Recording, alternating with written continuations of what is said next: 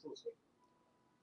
જેમાં આપણે સૌ જાણીએ છીએ કે અત્યારે જે યુદ્ધના લીધે જે પરિસ્થિતિનું નિર્માણ થયું છે, એમાં ગવર્મેન્ટ ઓફ ઇન્ડિયા અને ગવર્મેન્ટ ઓફ ગુજરાત તરફથી ઘણી બધી જે સૂચનાઓ અને એક એ હતી.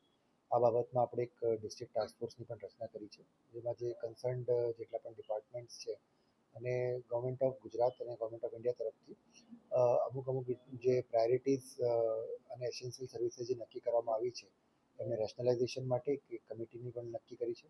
સાથે સાથે જ આપણું એક ફોકસ છે કે અત્યારે જેટલી પણ પાઇપ્ડ નેચરલ ગેસ એમાં કન્વર્ટ થઈ શકે, જેના કારણે જે સિલિન્ડર્સ અને એના ઉપર જે એલપીજી છે એના ઉપરથી જે ભારણ છે એ ઓછું થાય, એના માટે અમે જેટલી પણ ગુજરાત ગેસ પાસે અરજીઓ પેન્ડિંગ હતી અને કોઈ એનઓસીના કારણે કે કોઈ ડિપાર્ટમેન્ટની મંજૂરી બાબતની વાત હતી, એટલે અમે એસએમસી, આરએનબી, એનએચએઆઈ અને એટલે બધા જેટલી પણ અમલીકરણ એજન્સીસ છે જે લોકોના પરમિશનની જરૂર પડે છે, આ લોકો સાથે બેઠક કરીને એટલે વિધિન અ વીક આ બધે એનો નિકાલ કરવા માટે અને જેટલાક પેન્ડિંગ એપ્લિકેશન્સ છે એનો નિકાલ કરીને પાઇપ નેચરલ ગેસમાં કેવી રીતે આપણે એલપીજી કન્વર્ટ કરી શકીએ છીએ એ બાબતનું એક આખી મિટિંગનું આયોજન કર્યું હતું. આ સાથે જ હું આપના માધ્યમથી બધા જે ગ્રાહકો છે એમને પણ જણાવવા માગું છું કે ડોમેસ્ટિક એલપીજી અને જે એજ્યુકેશનલ ઇન્સ્ટિટ્યુશન્સ છે, હોસ્પિટલ્સ અને બીજી એસેન્શિયલ સર્વિસીસ માટે જે જરૂરી એલપીજીના જે સપ્લાય છે એ એમાં કોઈ ઇસ્યુ નથી. એટલે લોકોને અપીલ પણ છે કે ખોટી ઉતાવળ કરીને કે આપણે જે હોય ને કે જેટલી આપણી જરૂરિયાત છે જરૂરિયાત કરતાં વધારે આપણે જો કે કરીએ તો એક પેનિક સિચ્યુએશન ઊભી થાય છે. એટલે પેનિક કરવાની કોઈ જરૂર નથી. એટલે આપણે જે નોર્મલી રીતે ડોમેસ્ટિકમાં અને બધામાં જે સપ્લાય કરીએ છીએ એટલે એ સપ્લાય અવિરત છે, એટલે એમાં કોઈ ઇસ્યુ નથી. સર, કામદારો પલાયન કરી રહ્યા છે ગેસના કારણે. અમુક ઇન્ડસ્ટ્રીયલ ડિપાર્ટમેન્ટ તરફથી ઇન્ડસ્ટ્રીઝ તરફથી અમારી રજૂઆત હતી કે પણ આ લોકોના મોસ્ટલી જે કમર્શિયલ સિલિન્ડર્સ હોય છે એટલે એમને થોડી અત્યારે તકલીફ પડી રહી છે.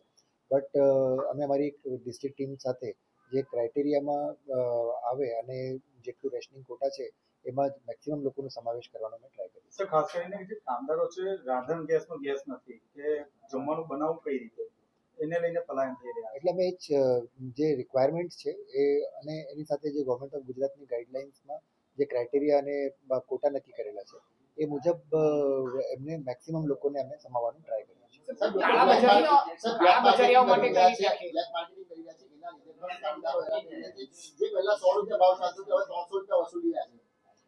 બેસિકલી બ્લેક માર્કેટિંગના અગેન્સ્ટમાં અમે ટીમો પણ બનાવી છે અને પોલીસની સાથે સંયુક્ત રીતે અમે તપાસની અને આકસ્મિક એ પણ કરીએ છીએ.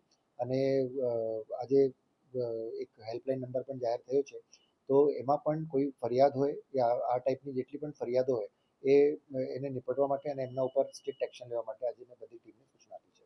પાઇપલાઇન માટે ટોટલ કેટલી અરજીઓ આવી હતી અને 7 દિવસમાં આ ટાર્ગેટ પૂર્ણ કરી દેવામાં આવ્યું? જી, ઓલમોસ્ટ 200 જેટલી અરજીઓ જે છે પાઇપલાઇનની આપણી પાસે એક પેન્ડિંગ છે.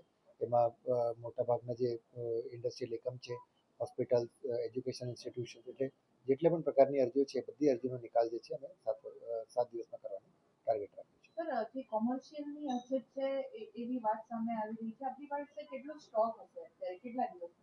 સ્ટોક જે છે એ બધું ઓઇલ મેનેજમેન્ટ કંપનીઝ છે એ બધું મેનેજ કરે છે અને સરકારની પ્રાયોરિટી મુજબના હવે પૂરતો સ્ટોક અવેલેબલ છે. સર, પાઇપલાઇનની સાથે જે લોકોના ઘરમાં સિલિન્ડર પણ હશે તેવા લોકોને કઈ રીતે ચકાસવામાં આવે છે? અમે એના માટે ડિવાઇસ કર્યું છે. ગેસ કંપનીઝ અને જે એલપીજી કંપનીઝ છે એમની સાથે અમે જે એમનું ડેટાબેઝ છે એમનું ડેટાબેઝ સરખામણી કરીને we are taking action. Sir, તંત્રનું શું એક્શન પ્લાન આ બ્લેક માર્કેટિંગ અને પૂરતા પ્રમાણમાં એલપીજી લોકોને મળી શકે? એટલે જે મેં વાત કરી કે એજન્સી સાથે અમે ચર્ચા કરી છે અને એમને સેન્સિટાઇઝ પણ કર્યા છે.